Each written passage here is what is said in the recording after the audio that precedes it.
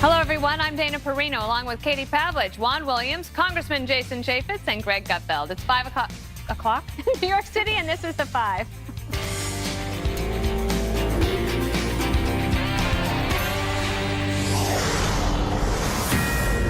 Nine victims remain hospitalized, 4 in critical condition, following the deadliest terror attack in New York City since 9/11. 8 killed and a dozen injured by a jihadi who mowed them down with a truck and then shouted, Allahu Akbar. We have more information today about the suspect, his motive, and how he came to America.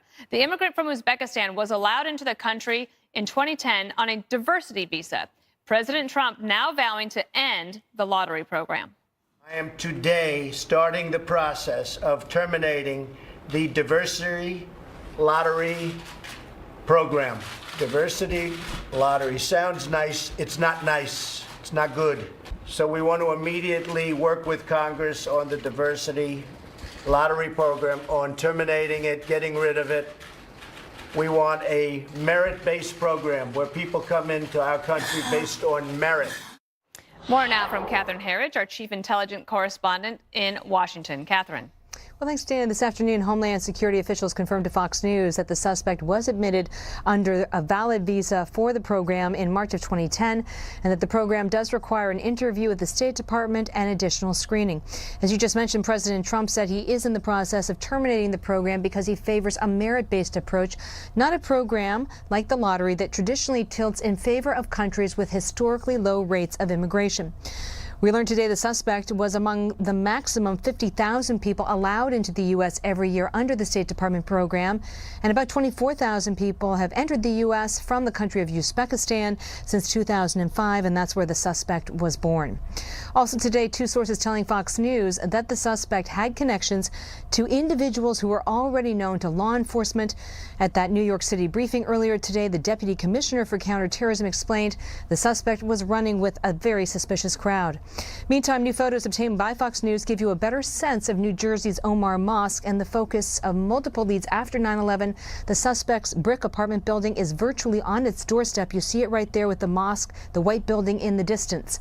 A former federal investigator with Pentbomb, that's the code name for the 9/11 file, said the area is about 4 to 5 blocks from 9/11 hijacker and ringleader Mohammed Atta's apartment, as well as where the Mosul hijackers were located, and they finalized the 2001 plot. So this area remains really very much a nest, as it was described to us, or an enclave for radical teachings. Dana. All right, Catherine, thank you so much. The president has directed Homeland Security to ramp up extreme vetting of foreigners in the wake of the attack. We have to get much tougher.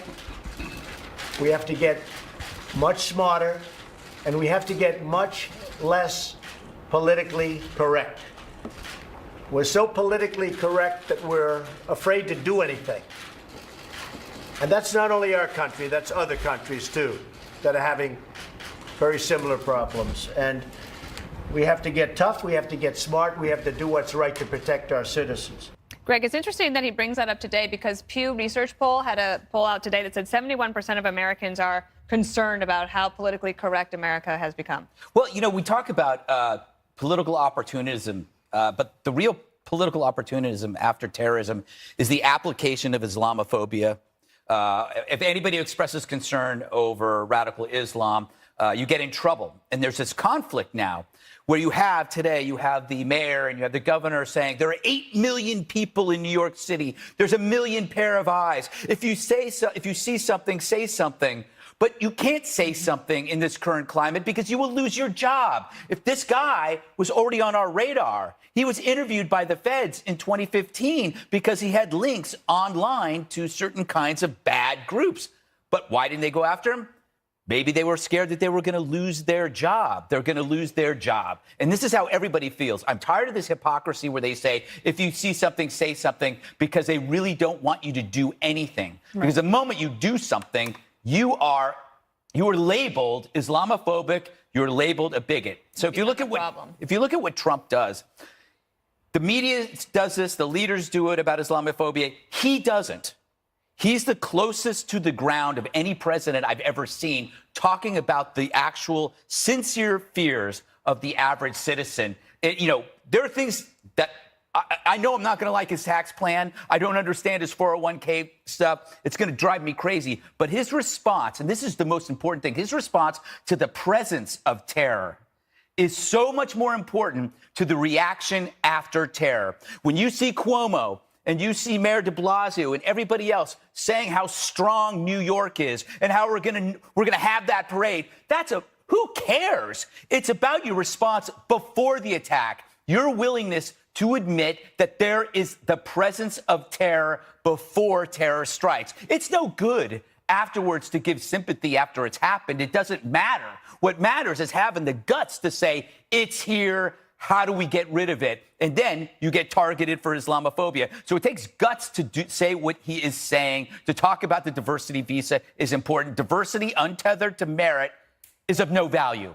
And remember, it was just a few years ago that I think it was the Associated Press went after the NYPD for monitoring these mosques, including that one that Catherine Herridge was just pointing out. Best example, Nidal Hassan. They knew about him. Yep. Nobody said anything at Fort Hood. President Trump also today, Juan, pointed out immediately early this morning that Chuck Schumer, the senator from New York, had supported diversity visas. He didn't point out that Chuck Schumer had also voted to change that program, even though that bill didn't get to the president's desk under President Obama. Listen to some of the Democrats responding to Trump. Look, the last thing the president or anyone else should do is politicize this tragedy. I don't think this is the time to get political. There's no doubt that we have to be smarter and have more intelligence. But there's also no doubt that this is not the time to play politics. This is not the time to foment hate. All President Trump does is take advantage, horrible advantage, of a tragedy and try to politicize and divide. The American people long for leadership, not divisiveness, not finger pointing, not name calling. This is a tragedy. Your thoughts, Juan? Well, I don't think there's any question from Chuck Schumer's point of view. This is a tragedy. This is his home state. This is New York City. I think where I would differ from Greg is I think that when you say, let's go forward with the Halloween parade, let's continue to live our lives, or in the language of President Bush, let's not let the terrorists win through intimidation. I think that's a very important message.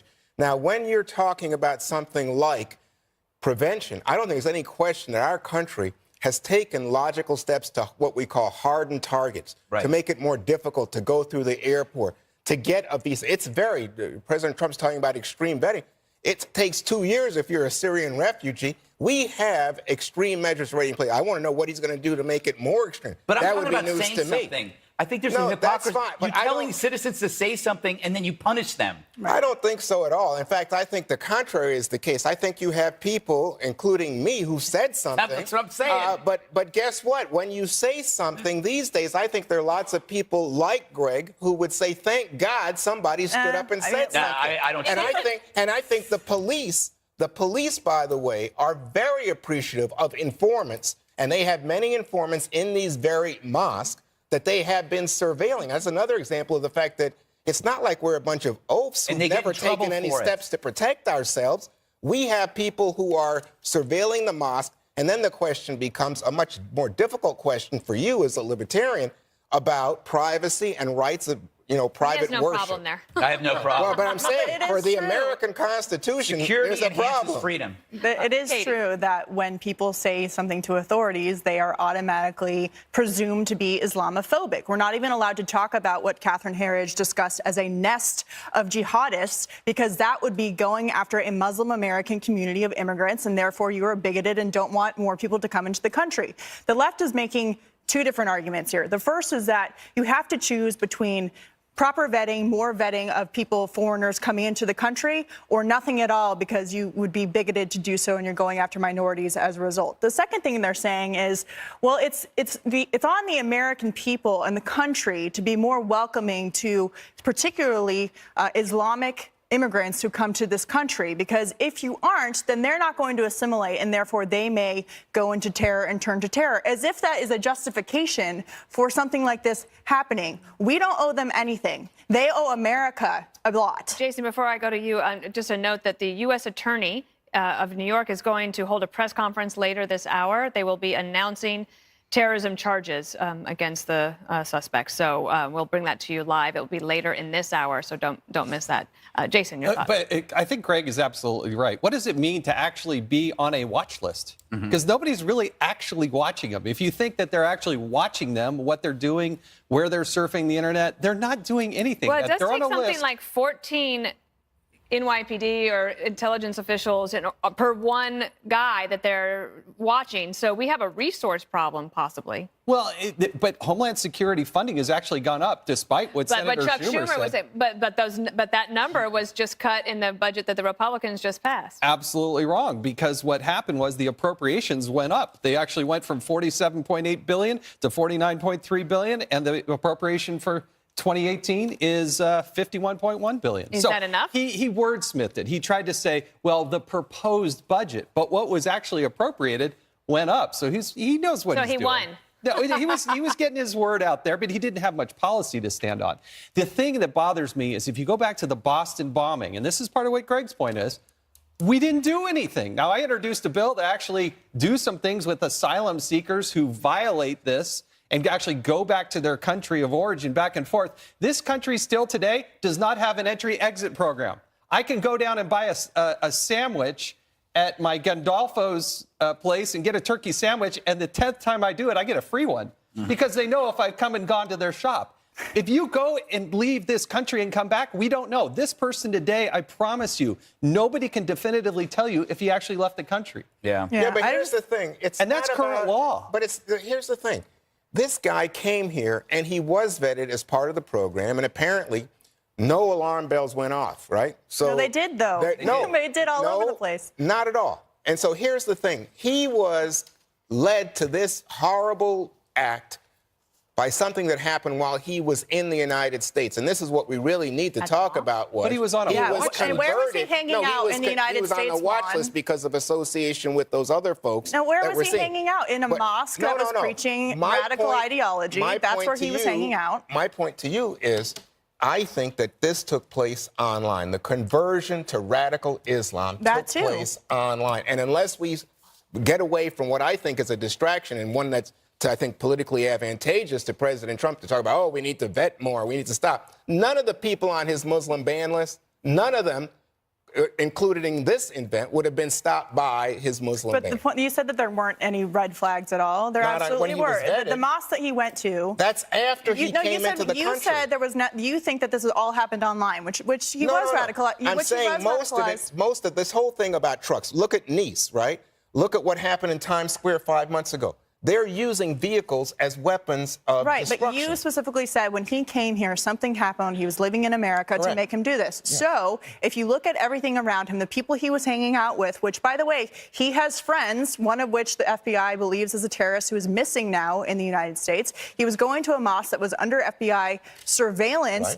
And this was happening online, which they clearly did not catch. He did the exact playbook as the NYPD here because we do have additional information. The FBI now is saying that they are seeking information on a second person they believe was involved in this attack. And okay, that flies in the face. We keep talking about online recruitment, which is true, but we also have to admit the fact that they have friends and that they have relatives. And we've had two examples. The Boston bombing were brothers, and in San Bernardino, it was a husband and wife. So we have to understand that this is a family thing. It's a tribal thing. It's one person, it's an ideology. So it infects a lot of different people. My last point is, it is a coincidence that this happened on Halloween. But there's a metaphor there that has been used before, that when your kids come home with a bag of candy, the parents vet it. They go through it. They make sure nothing bad's in there because they took something outside and they brought it inside. And the parents go through it and they look through it. And that's not absurd. To do that is not absurd. It's what a parent does.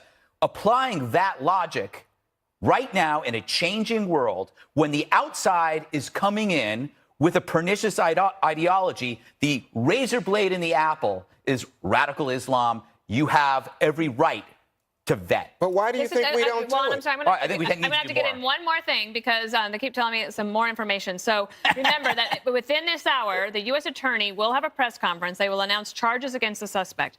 Sources are saying that the suspect does not show remorse for the attack.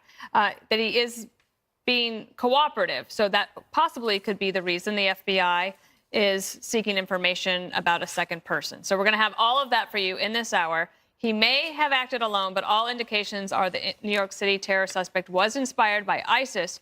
So how do we fight this new front in the war on terror? We'll be right back.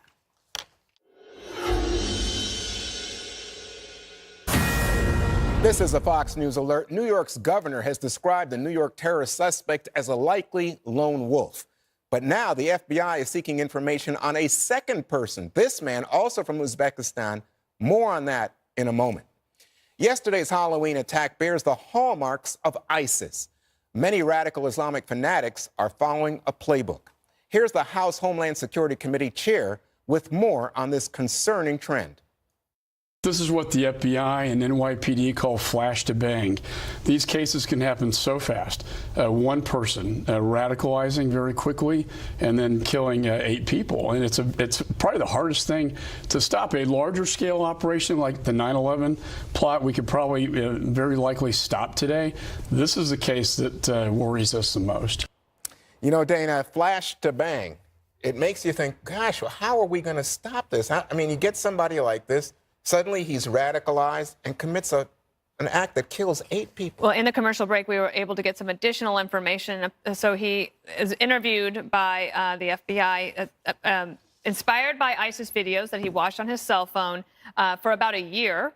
And it was about 2 months ago, apparently, that he decided to use the truck. He was inspired by videos by al-Baghdadi. He's the ISIS imam that everybody tries to follow and emulate. He says he chose Halloween because he thought there would be more pedestrians. And then his goal was to continue down the West Side Highway to the Brooklyn Bridge to inflict even more damage and harm. So we have a lot more information, then we'll have the press conference in a bit. Congressman, one of the things that I think lots of people around the world are concerned about right now is that as the United States and our allies are defeating ISIS on the battlefield, you have people who were fighters there who are now returning home or going elsewhere or seeking to radicalize people in other countries to mount attacks like the one we saw yesterday. Well, again, going back to my point, we still don't have in this country an entry-exit program. So if somebody did leave the United States, go over there and come back, we don't know that. The second part is I think Governor Cuomo was terribly misleading. He went out and said there was no evidence now that this was part of a larger conspiracy, a larger plot. Authorities knew almost immediately. He left But we figured out more about this person in the first hour or two than we have what happened in Las Vegas. And it is part of a bigger, broader plot. And it's serious. And we've got to take the fight to them all across the world. The thing about lone wolves is they often travel in packs, as we have learned over and over again. We talked about this on Dana's show a little bit earlier today, but we keep hearing that as ISIS loses territory, as we just discussed, that these fighters are going to disperse and go elsewhere if they're not already dead. First of all, that means that we need to know who's coming in out of the country, as you said, but also what does that mean for the war coming back home? The government keeps saying they're going to come back. We're going to see more of these attacks at home. Well, we had the See Something, Say Something program after 9/11. We implemented a whole bunch of different ways that people could spot terrorism after 9/11. Things have changed. Their tactics have changed. And so I think that they need to make it clear to people, what do you do when you see someone like this acting like this? What happens if you see someone watching these videos on their phone? And how do you react if you see someone walking or running down the street with a truck? And are there ways that you can be vigilant in your everyday behavior that don't make you paranoid, but make you actually just more aware of what you're doing during the day? And there's steps that people can take. And by the way, at 5:30, the hero cop who stopped this attack is going to have a press conference, his first words on this, and we will carry it live. Greg, I wanted to go to something Katie was talking about, which are steps that we could take logically. So people are talking about things like tighter controls on rental vehicles, right? Right. Or electronic surveillance, better electronic surveillance. Again, coming back to what Katie was talking about, he's watching, or you saying that Dana saying he was watching videos on his cell phone. And then, of course, you could say, what about limiting the internet, like stopping certain things on the internet? Does that take us towards stopping it, or does it impinge on our civil rights liberties in this country? Well, it would be nice to see some of the companies that are making billions and billions of dollars in this arena to actually have some personal responsibility about what is out there. But, you know, it does show you that this person followed instructions, which means that the ideology actually leaps oceans. A wall can't stop this. So I think one of the ways is to change the frame of mind is that you have to untether this simply from a religious aspect, because that's what's hamstringing our media. Whenever you want to pre-plan against terror, you are Islamophobic. So if you were to see this as a brain-contaminating disease, which is what it is, it's a it turns people into homicidal zombies. If you look at it that way, the first thing you think about is quarantine. Find out who these people are, quarantine them, and talk to their families and their relatives. And if this is what it is, they got to go. That's how you do it. But if it's tethered to religion, it's a bad thing. The other thing we have to talk about is that these truck attacks are common, but it's going to get worse. My worry is that there's going to be a worse method of attack that will marry technology and terror. What we're talking about is terror change. Every year there is terror change, an increase in proficiency in killing. If the media cared as much about terror change as climate change, we'd be a lot better off. So people have to be looking at this in a different way, not as something that it conflates with Islam, which is what the media does, not with the people who are fighting this thing. It's the media that conflates it with Islam, which then paralyzes people from actually thinking about what to do. All right. Well, we have so much to talk about here, but much more to come on The Five. We'll be back in just a moment.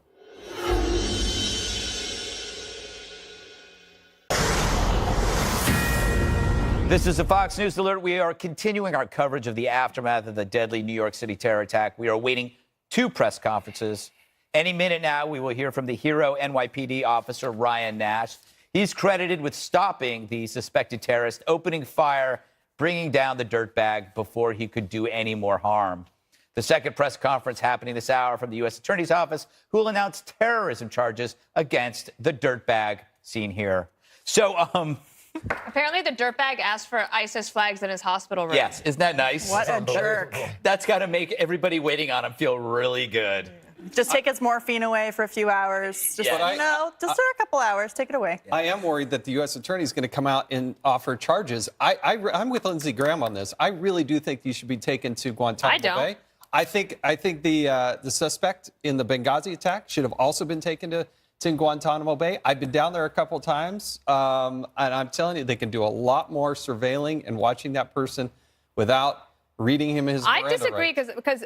Well, one, I don't know if it will pass, because if it would pass muster. He's a legal we gotta U.S. go. president. We're going to the press conference. I have good Quiet, points, Dana, though. please. I have really good points. Stick around. Let's go to it. Hello. Thank you for coming. My name is Officer Ryan Nash. I appreciate the public recognition of the actions of myself and my fellow officers yesterday. Although I feel that we were just doing our job, like thousands of officers do every day, I understand the importance of yesterday's events and the role we played, and I'm grateful for the recognition we have received. I just want to thank my family and friends for their support and all the responding officers who assisted me. However, due to the nature of the pending criminal case, I cannot make any further public statements about the incident at this time. Thank you. Thank you, guys.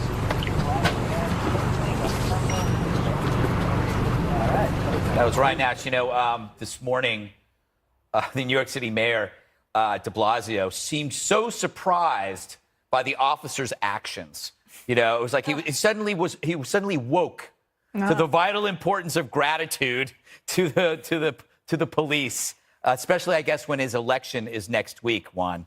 I don't get it why you attack de Blasio so constantly. I can't help it. I can't stand him. I must say, I'm petty about that. Living in New York City and Washington, D.C., I think we have so much in the way of conscientious, hardworking cops and security. Absolutely. I don't get de it. Blasio wasn't that crazy about the cops. Well, I'm just telling that? you, he's the mayor, and the cops, we have more cops now in New York than ever. And they're having to do a lot more than ever because of all of these actions. I think they cut the number of cops. No. Yeah. Pretty sure. Brain Room, get on that. All right, get on. But he also said that he was very proud that they still attended the parade. But the only way you could attend the parade is because the law enforcement is there to protect you.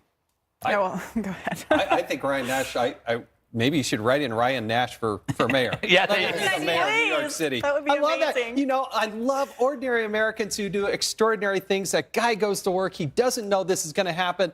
That moment is there, and boom, he took him down so fast. And I love this guy. You know what was good about it? He didn't kill him. And also, he was on his way to deal with an emotionally disturbed individual. Mm-hmm. And so that's what a lot of these officers That wasn't are me, doing. by the way. It wasn't Greg. I mean, I do live in that neighborhood, but it's amazing. They're unassuming, Katie. They're humble. I mean, Yeah. the guy's humility there, after now overnight, he's become a hero to so many. Imagine if this guy hadn't been stopped and he went around doing God knows what for how long. And he thanks his fellow first responders, says, look, I don't want to be in the public eye. There's an ongoing criminal investigation like a professional, and moves along. But you're right about Bill de Blasio. This is the same guy who said that, his son has to be afraid of police officers because inherently they're all racist, right? So He didn't it's say good. that. He absolutely did. No, he said that he has the same conversation so many black parents have with their kids, which is when He you deal warned with his cops, son because he be thinks, careful. he believes that all police officers That's not what are he inherently said. racist, and No, therefore that's your his assumption. You're saying that's biracial son implicit. has to be They turned worried their about backs walking down on the him. street. They turned their backs on Cops him. did. Yeah. But I don't think that was fair. Let me tell you something. I've had that conversation with my sons about where you keep your hands and understanding. I've had the that nervousness. conversation too. Oh, okay. So then what are you blaming de Blasio for? Because my parents don't think that all cops are racist. I don't they think just that think you either. obey Dana, the law. Dana, Can I go back to make my good points? Sure. Yes. Because I know I respect Lindsey Graham's idea, and I understand what he was thinking. I just think that it is not a good one. First of all, because he's a U.S. legal resident, I think that the Supreme Court would have to hear it, and I think this court would actually grant him habeas. But at the same time, New York City, the United States, but especially New York City, has a near 100% conviction rate. And if he becomes an enemy combatant, anything that they have gotten from him in the last 48 hours, it's not admissible later on. So I would just let New York City deal Well, with it. we don't know when he was read his Miranda rights, if he did read his Miranda rights. And there's a reason why we have Guantanamo Bay, and there's a reason why we're able to extract so much information in that setting. He's not a United States citizen, and this is But specific he does to... have but he is going to be granted habeas corpus rights under the Constitution because he's a legal permanent resident, This even is though going he's to be not a citizen. This is going to be an interesting political conversation over the next 3 years, really, as President Trump deals with more of these things, God forbid, because the Obama administration was roundly criticized for treating situations like this in a criminal way, a law enforcement way, rather than a wartime way. And it's going to be interesting to watch and see what the Justice Department under the Trump administration does in that aspect. All right, let's do a generic tease. Okay. We'll be right back. This is a Fox News alert. You're looking live at the U.S. Attorney's Office in Lower Manhattan, New York City. The U.S. Attorney is about to announce a federal terrorism charges against the suspect in yesterday's deadly attack, and we will bring that to you as it happens. But in the meantime, a look now at the liberal media's coverage of the new radical Islamist attack on our homeland. This CNN reporter stunningly chose to keep the Muslim suspect's ethnicity and physical features secret from viewers yesterday. Police know who he is. They have a description of him. I'm not going to share that at the moment. Jake Tapper, also from CNN, felt the need to remind viewers how beautiful the phrase Allah Akbar can be. The Arabic chant, Allah Akbar, God is great, sometimes said under the most beautiful of circumstances, and too often we hear of it being said in moments like this. And over at MSNBC, this analyst wants you to know that sometimes Christians are responsible for terror too. What you're seeing is not Islam whatsoever. None of this is condoned, including the, sacrificing and getting yourself killed at the end of a terrorist attack. None of that is Islamic. It's anti-Islamic. Even Christians, we've seen Catholics in Canada who converted to quote-unquote Islam and then carried out acts of terror. I know these reporters are doing this spontaneously at the moment, but this is not a bunch of Catholics gone crazy. These aren't Mormons out doing all this stuff. And it's not just Buddhists gone wild. There is a trend here, and there are a lot of good quality people. I have Muslim friends. The overwhelming majority of Muslims don't do this, but there is this radical element that does do that. And we have to be honest about who they are and what they're doing. Juan, would you agree with that, or do you buy into this notion that we need to be so politically correct and give balance to Well, everything? gee, thanks for giving me a chance. I'm going to answer that. Yeah. No, look, I'm not a politically correct guy, but I am against stereotypes and discrimination. As you said, I don't think that most Muslims are up to terrorism, but I think there is, if I'm an investigator, a concrete link if you look at a pattern. And I think that's what you do if you're an intelligent person. You try to discern a pattern, because what we want to do is prevent this from happening again. The question is, are you being effective or are you just playing politics? If you look, Greg was saying earlier to me, he said, hey, a lot of people are PC. They don't want to talk about Islam in this context. And why maybe what we should do is move away from Islam and just say it's a cult and people act crazy in this cult and let's go after them there. But you know what? I look at President Trump and I say, oh, Trump introduces a ban that everybody interprets 3 courts now as a ban on, guess what, Muslims. And that then, of course, introduced, and people say, well, you can't do that. That's not in keeping with our constitutional protections. But I don't think it was necessarily a bad idea per se if you're saying let's look at the pattern. But it's just that, as in the case of this diversity program, I think it's 50,000 visas, Katie, 50,000, right? That's like, in terms of green cards, that's nothing. You only need one. That's right. In all those clips, they are unconsciously paralyzed by Islamophobia phobia, the fear of being seen as Islamophobic. And the direct result of Islamophobia phobia is that you actually think that the aftermath of a terror attack is worse than the terror attack. It's like the first thought when the bodies hit the ground are, oh, they're going to be mad at the Muslims.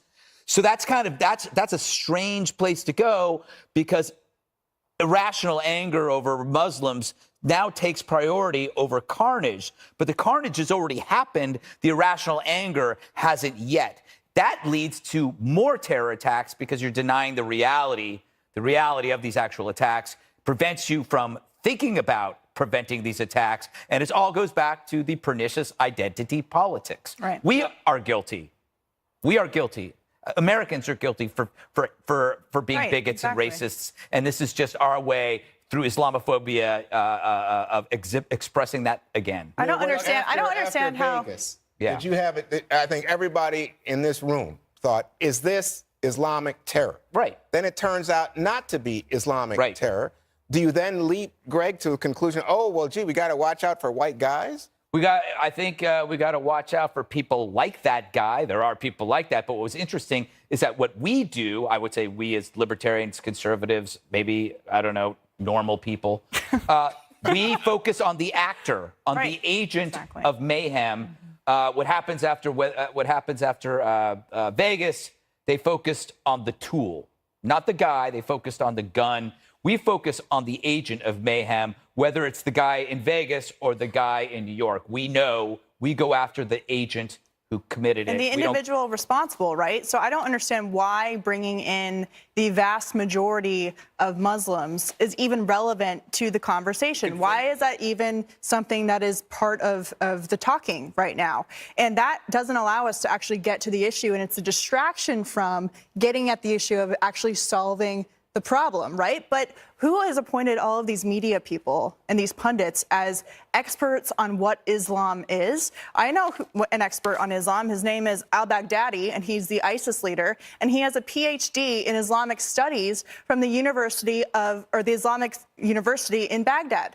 So if we're going to talk about experts, I think that when you look at this guy who, as we know now, was inspired by al-Baghdadi directly on his cell phone, want to talk about what Islam is teaching, maybe you should look at who he was inspired by, who has a PhD in Islamic studies. You don't think that's an extremist? That's like saying Jim Jones is an extremist, but what I'm saying is all of these media pundits are acting like regular everyday Americans who want to acknowledge that there is a problem are called Islamophobic if they point out that this is the guy who is teaching these things over the internet, inspiring people in the United States to carry out attacks against innocent Americans. He's the one teaching this. So where's the reform there? Why are we talking about the irrelevance of all these other people who have nothing to do with this? No, I'm just saying to you that if you pick, let's say I mentioned Jim Jones, who was the guy who had that Christian cult. Did Jim Jones have a caliphate with thousands of fighters in the Middle I don't know how many people he killed. Where did he kill all those people down in Guyana, right? Yeah, so I mean, you have... He wasn't attacking... I don't want to get into that analogy anyway, but he wasn't attacking innocent people and inspiring thousands of attacks around the world. It was a completely separate situation. But you do have to understand the situation and who's there. Now, there are 23 people that are evidently were brought in part because he was brought in to chain migration. Chain migration. I want to see them all deported. I think that would actually hit their family and would catch the attention and actually serve a really good purpose, but now that clip is now going to be played on the other network saying how extreme that is. But I do think it's worth looking about chain migration and all of this. I think that actually there is bipartisan agreement on wanting to relook at these visa programs. What Jason said sounds controversial. Not if you talk to people that have been in the military, that work with Muslims in Afghanistan and whatnot. And they talk about how family-driven they are, and if they know that their family could be affected by this, the chain migration of 21 or 22 people going back, that might actually impact them, and it creates a ripple effect in the communities. This family's affected, then this family's affected, then this family affected. It's not controversial to say, if you're going to screw your family over. It doesn't mean hurting your family. It means that the family they could lose everything. They could go back to Afghanistan or Pakistan. We don't trust that family because guess what? If this suspect did what he did and he killed those 8 people and he was trying to cause chaos and terror, guess what? I don't trust his family. And they're all going to pay a price, and that will create a deterrent moving forward. Well, what I was going to say is that I do think they call it a lottery for a reason. It's because it's a literal lottery, like it's a chance, but it's also like if you get a chance to come to the United States of America, that you have absolutely won the lottery. We all did. We were born here. We benefit so much because we're here. We're in this free country. I think what Jake Tapper was saying, I understand. He was talking about these radicals are perverting the religion of Islam, right. and it's hurting those innocent people. Jake is not a soft target. I mean, he talks tough on this stuff. So. Yeah, so I could understand that, but I do think it's important that we don't talk about the suspect as deranged or mentally ill. He is evil, and this is about good versus evil. It's not about religions versus religions. Right, absolutely. He is evil, and we're going to have a press conference coming up. Stay tuned, and we'll bring that press conference to you. This is a Fox News alert. You're looking live at the U.S. Attorney's Office in Lower Manhattan, New York. The U.S. Attorney is about to announce federal terrorism charges against the suspect in yesterday's deadly attack. It should start any minute, so we will bring it to you as it happens. And next, we actually have some new information in on some of the suspect's cell phones that were collected as evidence when the FBI had searched his belongings in his home. One of the cell phones, stand by, the U.S. Attorney is now giving his press conference. Good evening. My name is June Kim. I am the acting United States Attorney for the Southern District of New York. Yesterday afternoon, a man consumed by hate and a twisted ideology attacked our country and our city, using a rented Home Depot truck as his weapon of terror. The man sped down West Side Highway and then intentionally plowed his truck into a pedestrian walkway and bicycle path, hitting and running over people who were simply trying to enjoy a sunny afternoon in New York City. He killed 8 innocent human beings and injured at least a dozen other people. That man, as alleged in the complaint filed today, was Sayfullo Saipov. Today, thanks to the incredible work of the FBI, the NYPD, the Joint Terrorism Task Force, and law enforcement in the city and around the country, just about 24 hours after Saipov's attack, we now have him charged with federal crimes of terrorism. The complaint filed today charges Saipov with 2 counts. First, material support of a terrorist organization, that being ISIS. And second, a federal charge of violence and destruction of a motor vehicle with willful disregard for the safety of human life that resulted in multiple deaths. As the complaint alleges, after speeding through the walkway and bicycle paths, running over and killing people, Saipov crashed his truck into a school bus carrying children. Then he got out, yelled, "Allahu Akbar," meaning God is great, brandishing 2 weapons, which turned out to be a paintball gun and a pellet gun. He was ultimately stopped by a brave police officer, Ryan Nash, who confronted him and shot him in the abdomen. In the short time since this attack, as alleged in the complaint, we have developed evidence establishing that Saipov committed this attack in support of ISIS. That evidence is laid out in the complaint, but it includes the following. A note that was recovered just outside the truck that read, in part, "No God but God, and Muhammad is his prophet." And Islamic supplication, "It will endure," a phrase commonly used to refer to ISIS.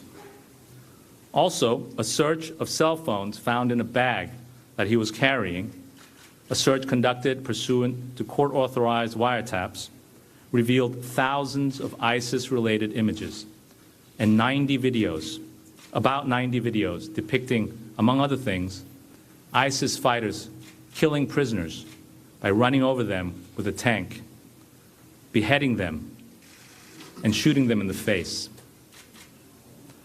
In Mirandized interview statements with law enforcement last night and today, Saipov allegedly admitted that he was inspired to commit the attack by the ISIS videos he watched and had been planning this attack for 2 months. He also admitted that he had rented a truck on October 22nd to practice the turns he would make on his Halloween Day attack. As I mentioned, it is incredible investigative work that has allowed us to bring these charges so soon after the attacks. I want to thank all the law enforcement and citizens who responded to this attack in the way New Yorkers do. In particular, I want to thank Officer Ryan Nash for his selfless bravery. I want to thank the FBI, represented here today by Bill Sweeney, Assistant Director in charge of the New York Field Office. Their work in this case, as in all terrorism matters that we've worked with them on, has been extraordinary. I also want to thank the NYPD, represented here today by First Deputy Commissioner Benjamin Tucker and Deputy Commissioner John Miller. Their leadership and that of Commissioner O'Neill over the greatest police force in the world has helped keep our city safe. And in the wake of yesterday's attacks, the NYPD has kept our citizens reassured and continuing to live our lives. Finally, I want to thank the terrorism prosecutors and investigators in my office who jumped on this immediately and haven't gotten any sleep since. AUSA's Andrew Beatty, Amanda Hull, Matthew LaRoche, who are not here because they're in court at the presentment, and investigators Kevin Song and George Corey, as well as the supervisors of our Terrorism and International Narcotics Unit who are here with me, Sean Buckley and Elon Graff. The folks in that unit, working with the FBI, the NYPD, the JTTF, have a long and unblemished track record of successfully investigating and prosecuting domestic and international terrorists, whether it's the Chelsea bomber, just convicted a few weeks ago on all counts, who will be serving mandatory life in prison, or the other terrorists convicted in our courthouse just down the street in the last few years alone. That list includes the recent convictions by this office after the trial of Salman Abu Ghaith, Osama bin Laden's son-in-law, Abu Hamza, the United Kingdom-based radical cleric, Ahmed al-Gamal, the homegrown ISIS supporter, and Khalid al-Fawaz, one of al-Qaeda's embassy bombing defendants. It is an amazing record of success. Of the 8 innocent people Saipov allegedly killed yesterday, 2 were Americans, and the rest were foreigners visiting New York City. It has been reported that 5 of the victims were childhood friends from Argentina, celebrating a high school reunion.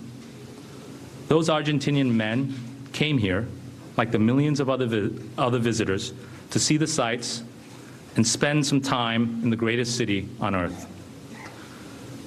For the same reasons that millions visit this city and find it so special, alleged terrorists like Saipov view the city as a prime target for their hate-filled crimes.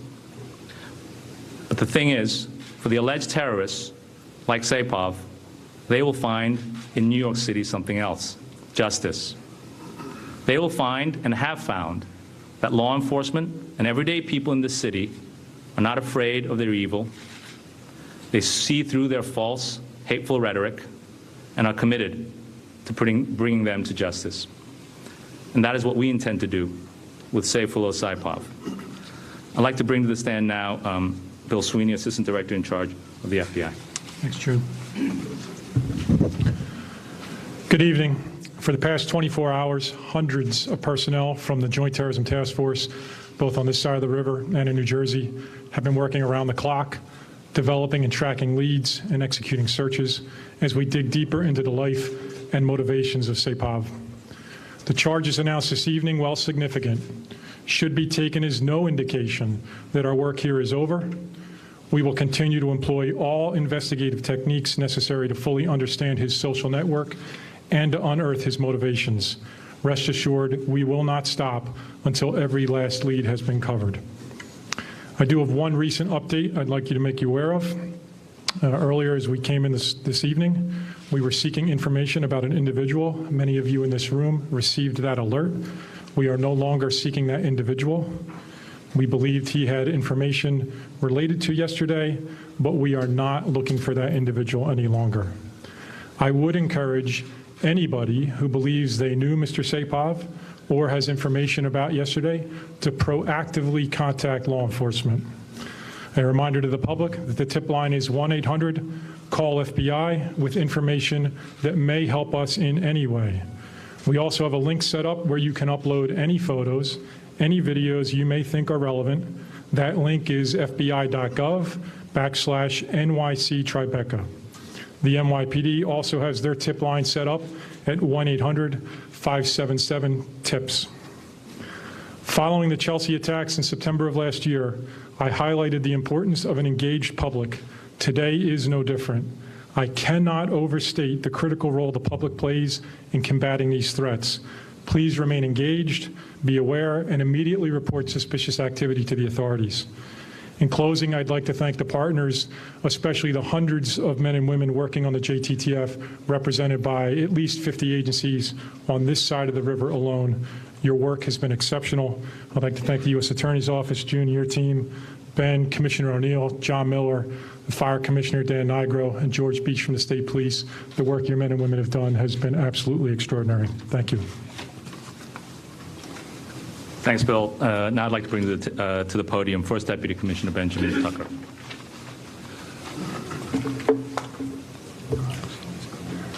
Good evening. Today's announcement of an indictment of Sayfullo Saipov on federal charges sends the strongest message to those who seek to commit acts of terror in our country. This swift and decisive charges demonstrate the resolve of our local and federal law enforcement, who work so closely to both prevent terror as well as bring those who commit acts of terror to justice. The NYPD wishes to thank our close law enforcement partners in the FBI, especially FBI Assistant Director Bill Sweeney, and our federal prosecutors in the Southern District, led by Acting Assistant U.S. Attorney, United States Attorney for the Southern District, June Kim.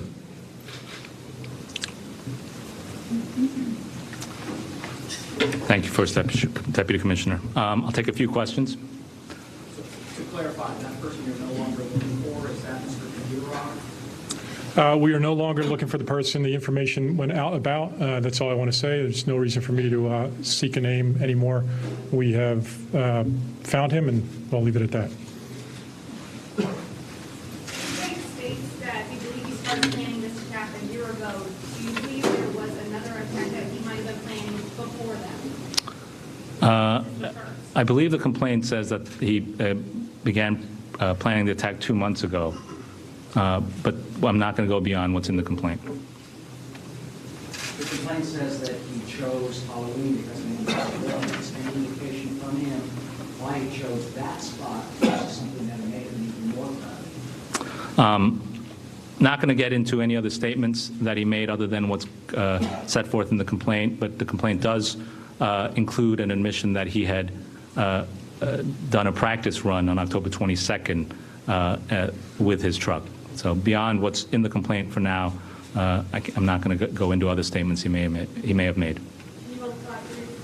June, for the two charges currently charged, either of them death eligible, and do you expect the government to authorize your office to seek for that? The second charge is death eligible. Correct. And the material support charge is life, is the maximum. As you know, the process by which whether the department decides to seek the death penalty or not goes through a process in the department. It's also worth noting that this is a complaint. At some point, we will be indicting Mr. Saipov, and that, as we know, we're 24 hours away from the attack. The investigation is very active and ongoing, and the indictment, we will see what counts are charged ultimately in the indictment, and some of them may be death eligible, some of them may have life prisons as the maximum, but the process by which the determination is made for counts that do have death as a maximum penalty, that goes through the process. Yes? Is it possible that he originally intended to hit people on the Brooklyn Bridge? Because it mentioned that in the complaint. Or walkway?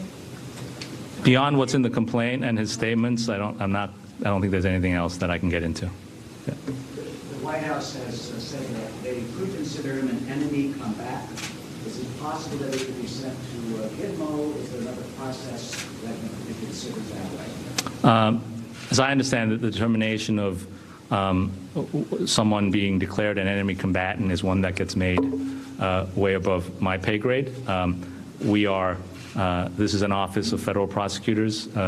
There was a number of federal crimes committed as set forth in the complaint that we were able to prove, and we brought the charges, and we intend to proceed with them. Whether or not someone will be designated as an enemy combatant or not, that's a determination that will be made elsewhere. What will happen after these charges were potentially?